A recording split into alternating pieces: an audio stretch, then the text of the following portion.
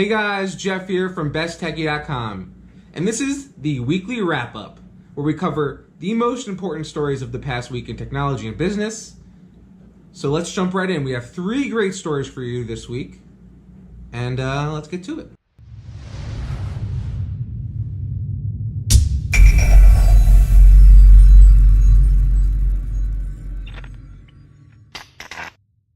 So story number 1 this week is that late Sunday, Apple decided to remove Alex Jones's InfoWars 5 of their 6 podcasts from their platform. So that means that you can no longer download InfoWars on through Apple, the InfoWars podcast through Apple, which is, I think, a great thing. And what's really interesting also is that after Apple did it, everyone else pretty much followed suit. Facebook, YouTube, which banned him and removed his channel and pages. So on YouTube, he had I believe over 1 billion video views and nearly 2.5 million subscribers. Poof, gone. And Facebook, they removed his pages. Spotify also removed his podcast from their platform. Stitcher did as well. And other platforms have been doing, have also been joining in and removing the InfoWars content from them. Now, personally, I think this is a good thing. When you're basically spreading hate speech and just ridiculous conspiracy theories and basically, saying, portraying that they're true, I think it poses a real problem.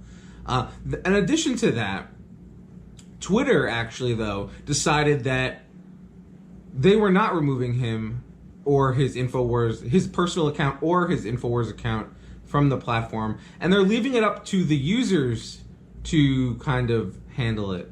I don't see how that works. They're a bunch of buffoons over there, and frankly, I'm very disappointed with the way Twitter has handled the situation. But yeah, I mean, it's kind of ridiculous, honestly. Twitter has become a cesspool, in my opinion. And if you just look, some of the people who are his supporters have tweeted that, get this, they have tweeted that because Facebook, they were talking about Facebook, because Facebook is a public company, that they don't have the right to remove him from their platform. Well, yes, they're a publicly traded company that's owned by private individual investors. They're accountable to their shareholders, they're not owned by the public interest. It's not like the government is running it. It's a private company in the sense that it's owned by private investors. It's just publicly traded. Anyone can, buy a share of it. So technically, they can do whatever the hell they want as long as their shareholders seem to be okay with it. And there hasn't been any uproar as far as I can tell. At least nothing significant. So, take that as you will. And I think it's a good thing that InfoWars has been removed from these platforms.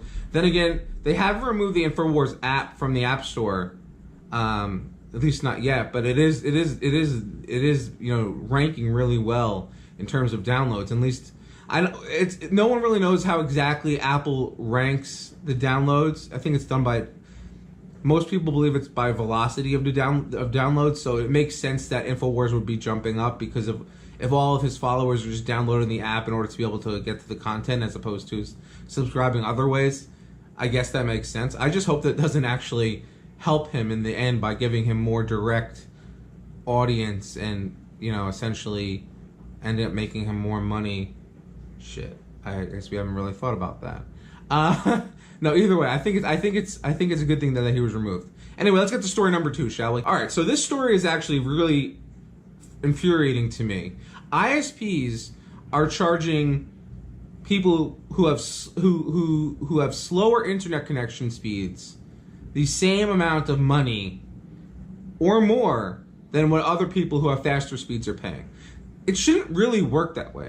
And this is mostly in low-income, kind of rural areas of the country. According to a new study by the National Digital Inclusion Alliance, that is actually what's happening. So here, let's take a look at what the study says. So what the study says is that according to the report, Tens of millions of AT&T, Verizon, and CenturyLink customers are stuck paying an arm and a leg more for last generation DSL that fails to even meet the FCC's 25 megabits per second definition of broadband. Frequently, these users are paying the same rate for substandard speeds as those in more competitive marketplaces pay for much faster services. It goes on to say, in recent years, AT&T and Verizon, the nation's largest telco companies and internet providers, have eliminated their cheaper rate tiers for low and mid-speed internet access, except at the very slowest levels. So basically what's happening is people who have like 1.5 megabit per second internet speed, download speed, are paying $60 plus a month for access. Now let's put that in perspective for a second. Let's just put it in perspective. I live in New York City, okay? I have Verizon Fios. I pay for gigabit speeds $190 some odd a month, okay? And that's for gigabit speeds. That includes basically every TV channel Verizon has to offer, and it includes home phone line service. I mean, if I was paying $60 plus for 1.5 megabits download speeds, I would be furious. First of all, I think it's embarrassing that these companies have not invested more in their infrastructure, especially in these rural areas or these low income areas. I think that it's unacceptable. I mean, I get that they don't want to invest in places that they're that maybe not a lot of people live in, or that can't afford to pay a higher prices, or whatever. But it's not.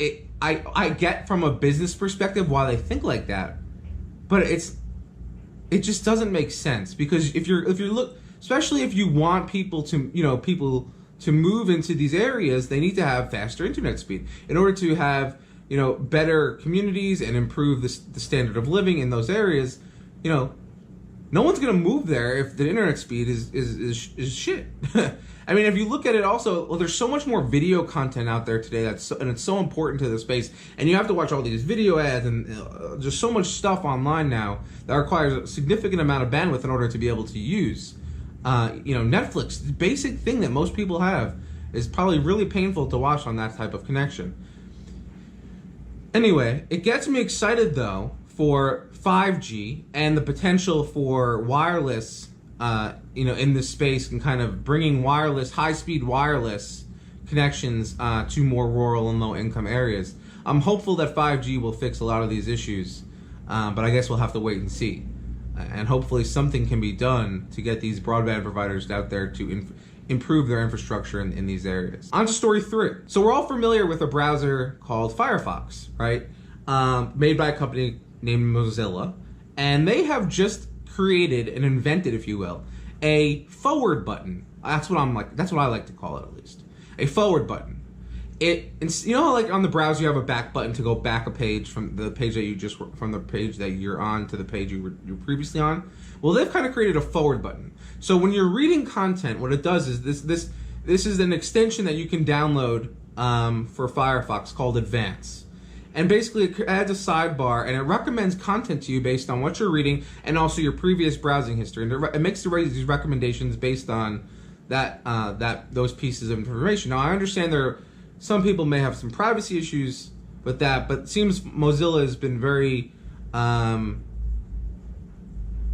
conscious of those concerns and has built a product that is more privacy focused, than not.